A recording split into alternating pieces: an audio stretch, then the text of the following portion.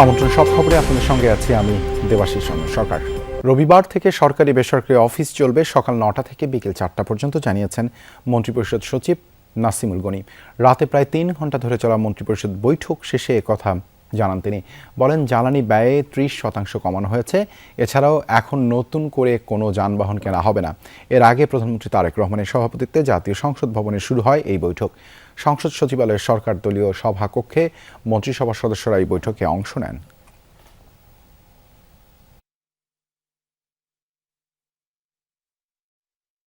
সরকার বলছে দেশে জ্বালানি তেলের কোনো সংকট নেই, তবে বাস্তব চিত্র ভিন্ন। রাজধানীর বিভিন্ন পাম্পে দিনভর দীর্ঘ লাইনে দাঁড়িয়ে থাকতে হচ্ছে গ্রাহকদের। কোথাও মিলছে, আবার কোথাও ঘন্টার পর ঘন্টা অপেক্ষায়ও চাহিদা মতো তেল মিলছে না। প্যানিক বাইং ও মজুদের কারণেই কৃত্রিম সংকট, দাবি জ্বালানি বিভাগের। তবে গ্রাহকরা অতি দ্রুত এই সমস্যার সমাধান চান।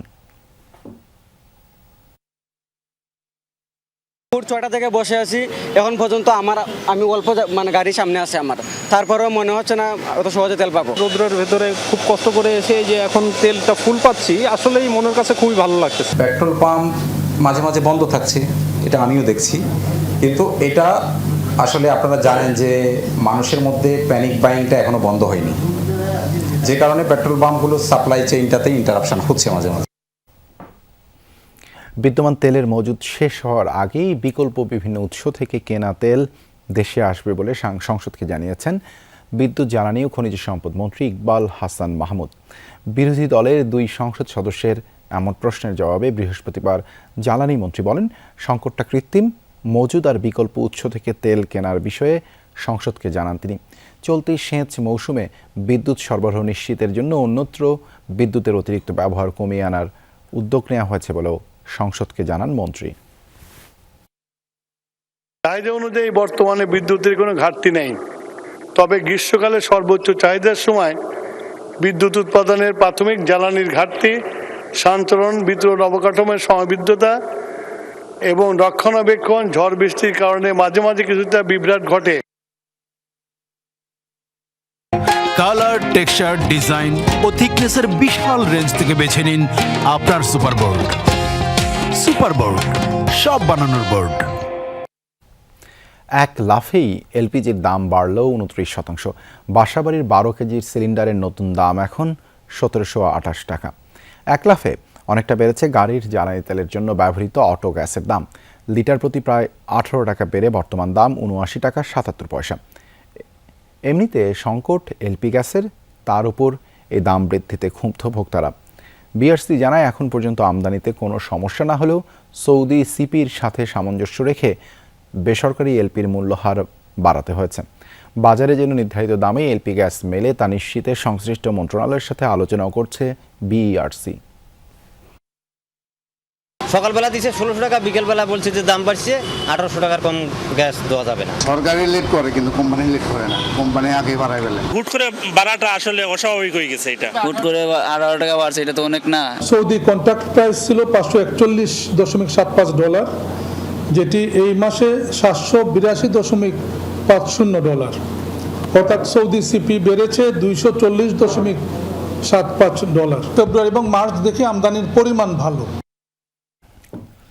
অন্তর্বর্তীকালীন সরকারের আমলে জারি করা 133টি অধ্যাদেশের 98টি হুবহু বিল আকারে উত্থাপনের সিদ্ধান্ত হয়েছে বিশেষ কমিটিতে। 9 এপ্রিল আগের আইনের কপি সহ তুলনামূলক বিশ্লেষণ সহ তা সংসদে উত্থাপনের সিদ্ধান্ত জানিয়েছেন স্পিকার হাফিজ উদ্দিন আহমদ। সংসদ অধিবেশনে অধ্যাদেশগুলোর বিষয়ে রিপোর্ট উপস্থাপন করেন বিশেষ কমিটির সভাপতি অ্যাডভোকেট জয়নুল আবেদিন। জানান, 15টি অধ্যাদেশ প্রয়োজনীয় সংশোধনের মাধ্যমে কার্যকর করা যেতে পারে। 20টি অধ্যাদেশের বিষয়ে নোট অফ ডিসেন্ট দিয়েছেন সরকারি দলের সদস্যরা, আর 4টি অধ্যাদেশ রহিত বা বাতিলের সুপারিশ করা হয়েছে। 16টি অধ্যাদেশ যাচাই বাছাই আর 15টি সংশোধনের পরামর্শ দিয়েছে বিশেষ কমিটি। আপনারা 9 তারিখে সাবমিট করেন বিল। পুরনো বিল দেওয়ার প্রয়োজন নাই, যেটা আইনমন্ত্রী বলেছেন, কিন্তু রেলিভেন্ট পোর্শন কি অ্যামেন্ডমেন্ট সেটা একটা স্টেটমেন্ট আপনারা দেবেন। তারপরে সময় আমি কন্ডোন করে দেব যাতে দ্রুত এটা বিবেচনা করা যায়, এবং বাকি যে ইন্টারনাল এক্সারসাইজ আপনাদের মন্ত্রিসভা সেটা আপনারা করেন।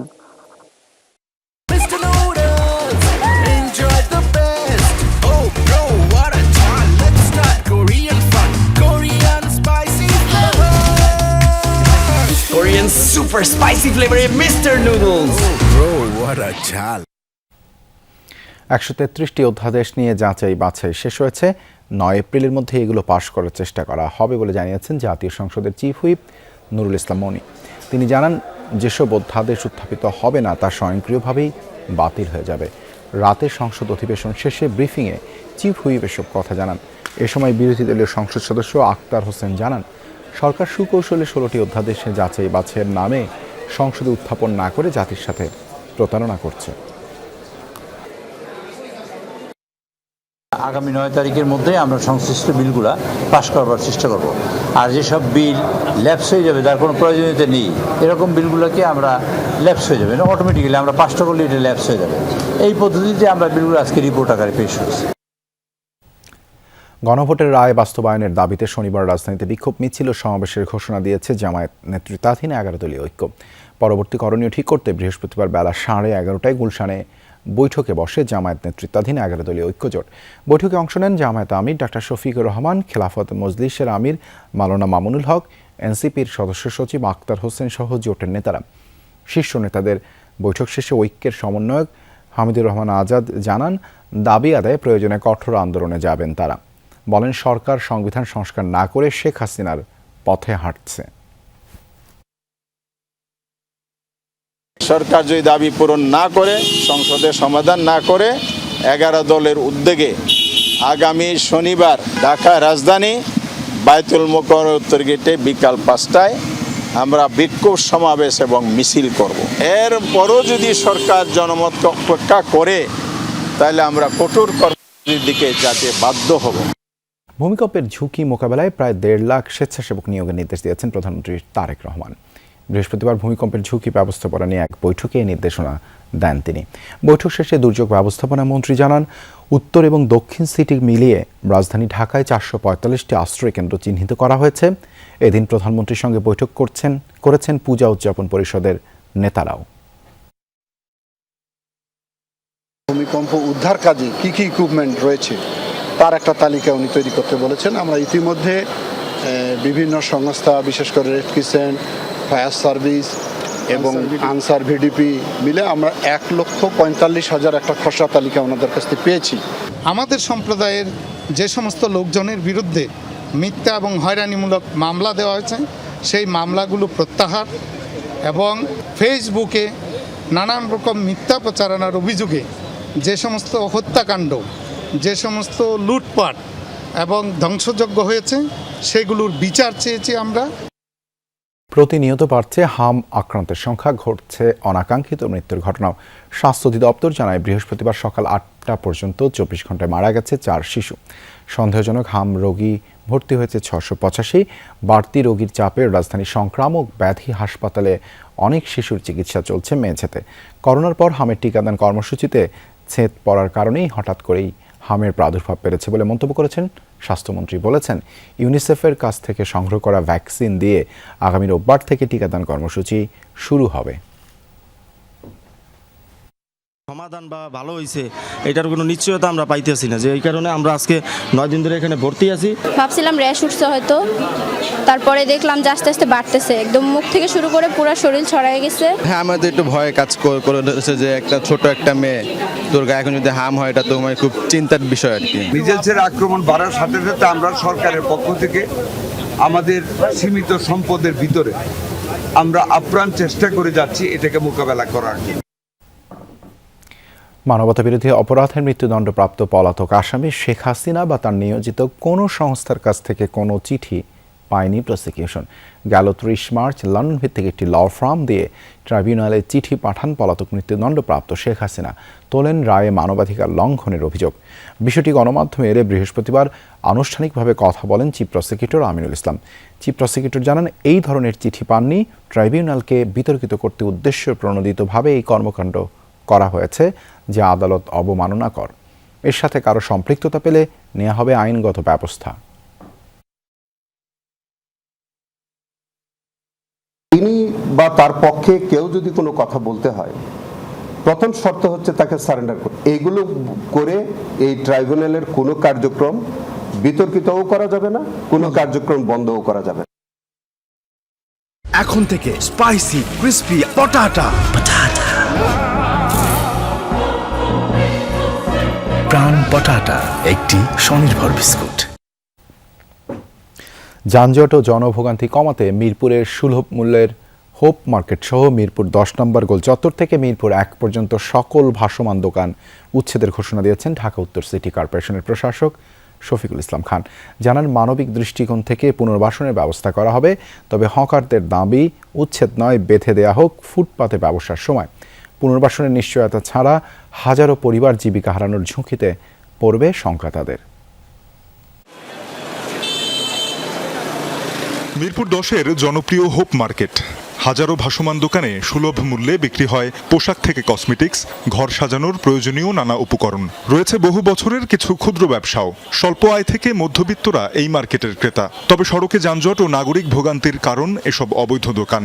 সমাধানে ডিএনসিসির ঘোষণা, শিগগিরই উচ্ছেদ করা হবে হোপ মার্কেট সহ মিরপুর 10 থেকে মিরপুর 1 পর্যন্ত সকল ভাসমান দোকান। যদি সমস্ত দোকান এক জায়গা বসায় দেয় আমাদের জন্য সুন্দর হয় এবং আমাদের জায়গা করে আমাদের উঠে নিলে ভালো হয়। বসায় দিবে, কিছুদিন পর আবার দেখা যাচ্ছে যে এইখানে আবার বসাইবো, কিন্তু অন্য লোক বসাবে, কিন্তু আমরা পাবো না। যেখানে দেয় ওখানে তো আমাদের যেতে হবে নাকি? এত আশা করার কিছু নাই, আমাকে গরিব মানুষ যেখানে বসায় ওখানে বসতে হবে। বৃহস্পতিবার বিকেলে মিরপুরের মুকুল ফৌজ মাঠে হকারদের সাথে মতবিনিময় করেন ডিএনসিসি প্রশাসক শফিকুল ইসলাম খান মিল্টন।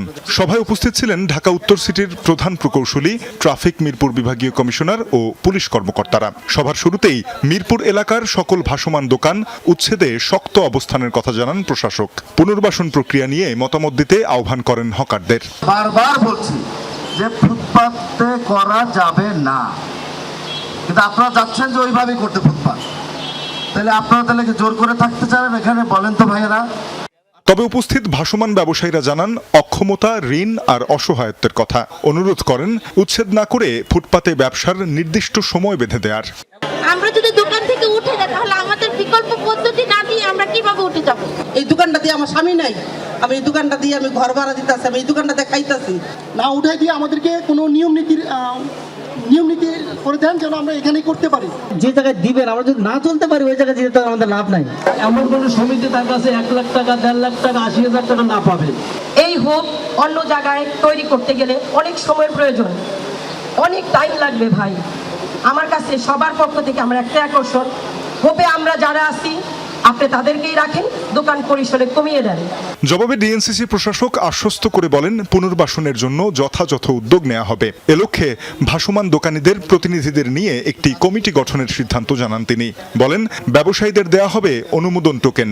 আপনাদেরকে একটা বৈধ দাম যেটা বলে আমরা একটা টোকেন দিয়ে দিব, যাতে করে ট্রাফিক পুলিশ কিংবা অন্য এলাকার মাসুলম্যান মাস্তান যাই বলেন, তারা কোনো চাঁদাবাজ আপনাদের কাছ থেকে অবৈধভাবে কোনো কিছু ডিমান্ড কিংবা দাবি না করতে পারে।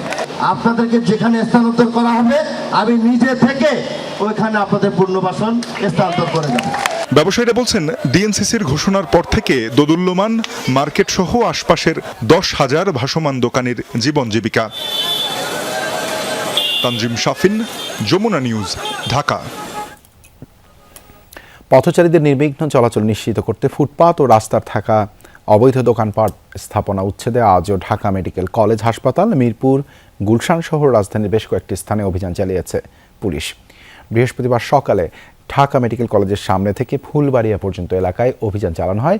এ সময় উচ্ছেদ করা হয় ফুটপাত, রাস্তা দখল করে থাকা ছোট ছোট দোকান, জব্দ করা হয় মালামাল। ভ্রাম্যমাণ আদালত জরিমানা করে বেশ কয়েকটি খাবারের দোকানকে।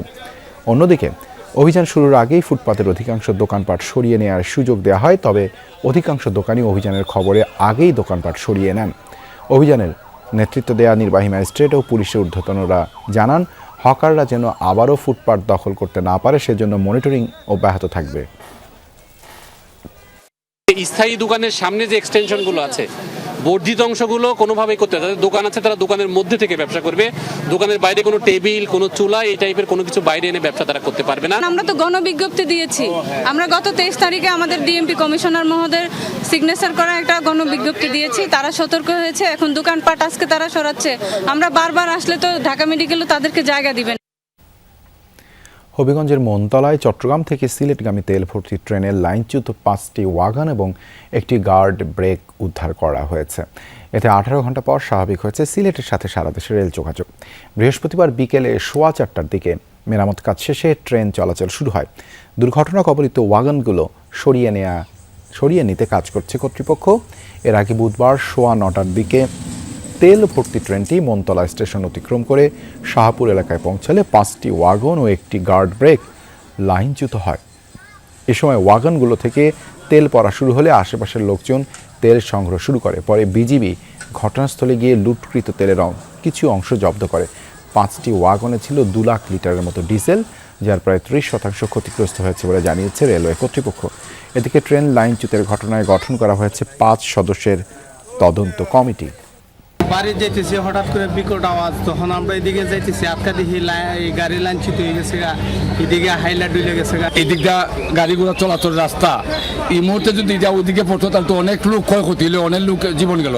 গতকাল 9টা থেকে আমরা উদ্ধার কাজের সাথে সম্পৃক্ততা আছি, এখন অবধি চলতেছে।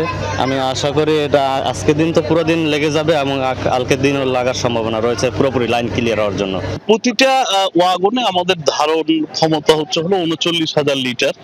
তো আমরা আসলে কনফার্ম না যে কতটুকু ওয়েস্টেজ হয়েছে, তবে আমাদের ধারণা যে দুটো ওয়াগন পুরোপুরি ঠিক আছে। যশোরের ঝিকরগাছায় হীরা ও বৈদেশিক মুদ্রা সহ ভারতীয় এক নাগরিককে আটক করেছে বিজিবি। বৃহস্পতিবার সকালে যশোর ঝিকরগাছা মহাসড়কের নতুন হাট বাজার এলাকা থেকে সুজাউদ্দিন নামের ওই ব্যক্তিকে আটক করা হয়। এ সময় তার কাছ থেকে 155.76 গ্রাম হীরা জব্দ করা হয়। বিজিবি জানায়, জিজ্ঞাসাবাদে সুজা স্বীকার করে ঢাকা থেকে হীরা সংগ্রহ করে বেনাপোল সীমান্ত দিয়ে কলকাতায় পাচারের উদ্দেশ্যে যাচ্ছিলেন তিনি। এ সময় তার কাছ থেকে বিভিন্ন দেশের মুদ্রা, মোবাইল ফোন, একটি ডিজিটাল ঘড়ি জব্দ করা হয়। পরবর্তীতে তাকে যশোর কোতোয়ালি মডেল থানায় হস্তান্তর করা হয়। ভারতের তামিলনাড়ুর বাসিন্দা সুজাউদ্দিন।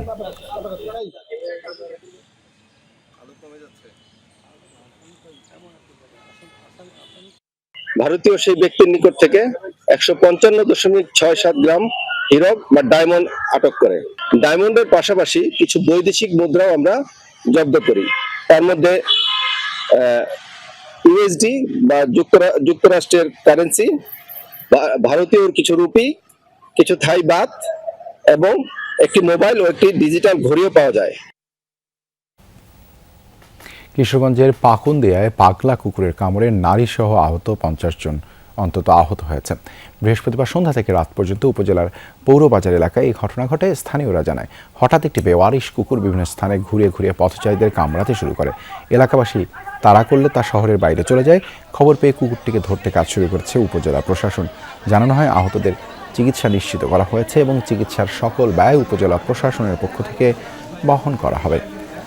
এছাড়া ভব ঘুরে কুকুর নিয়ন্ত্রণে প্রয়োজনীয় ব্যবস্থা গ্রহণের আশ্বাস দিয়েছেন উপজেলা নির্বাহী অফিসার রূপম দাস।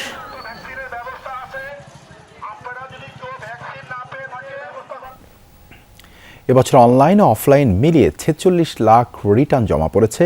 এর মধ্যে 250% ধরে 60,000 রিটার্ন অডিটের আওতায় নেওয়া হয়েছে। এমনটাই জানিয়েছেন এনবিআর চেয়ারম্যান ও অভ্যন্তরীণ সম্পদ বিভাগের সচিব আব্দুর রহমান খান। বৃহস্পতিবার বিকেলে খুলনার বয়রা এলাকায় নতুন কর ভবনের উদ্বোধনী অনুষ্ঠানে অংশ নেন তিনি। এ সময় এনবিআর চেয়ারম্যান বলেন, কাউকে টার্গেট করে অডিট সিলেকশন করা হচ্ছে না। কোনো করদাতা যেন জুলুমের শিকার না হন, সেজন্য প্রয়োজনীয় ব্যবস্থা নেওয়ারও নির্দেশ দেন তিনি। সবাইকে নিয়মিত ট্যাক্স পরিশোধের আহ্বান জানান এনবিআর চেয়ারম্যান। ভবন উদ্বোধনী অনুষ্ঠানের প্রধান অতিথি হিসেবে উপস্থিত ছিলেন জাতীয় সংসদের হুইপ ও খুলনা 3 আসনের সংসদ সদস্য রকিবুল ইসলাম বকুল। পরে প্রাক বাজেট আলোচনা অনুষ্ঠিত হয়। আমরা যেটা এনশিওর করবো যে আপনাকে যাতে টার্গেট করে, আপনি যাতে টার্গেটেড হয়ে অডিটে না পড়েন, আপনি যাতে কারো রোশনালে পড়ে যেন অডিটে না পড়েন। আমরা সম্পূর্ণ নৈর্ভিত্তিকভাবে অটোমেটেড বেসিসে আমরা রিস্ক বেসড অডিট সিলেকশন করছি। স্টার্ন ব্যাংক এবং শান্তা লাইফ ইন্স্যুরেন্সের যৌথ উদ্যোগে চালু হলো ব্যাংক ইন্স্যুরেন্স পণ্য ও সেবা। এর মাধ্যমে গ্রাহকরা এখন সরাসরি ব্যাংকিং চ্যানেলের মাধ্যমে জীবন বীমা সেবা গ্রহণ করতে পারবেন। বৃহস্পতিবার ঢাকায় ইবিএল প্রধান কার্যালয়ে আয়োজিত এক অনুষ্ঠানে নতুন সেবাটির উদ্বোধন করা হয়। উদ্বোধনী অনুষ্ঠানে ইবিএল ব্যবস্থাপনা পরিচালক আলী রেজা ইফতেখার সহ অন্যান্যরা উপস্থিত ছিলেন। তারা বলেন এর মাধ্যমে আর্থিক ব্যবস্থার পরিধি বাড়বে, পাশাপাশি গ্রাহকদের জন্য বীমা সেবা আরও সহজ হবে। ভবিষ্যতে গ্রাহক সেবায় নতুন নতুন কার্যক্রম গ্রহণ করা হবে বলেও জানান কর্মকর্তারা। তো আমি আরেফের কাছে শুনলাম যে get the protection from unforeseen 99.9%. That is one of এ ছিল সব খবরের আজকের আয়োজনে। এতক্ষণ সাথে থাকার জন্য ধন্যবাদ সবাইকে।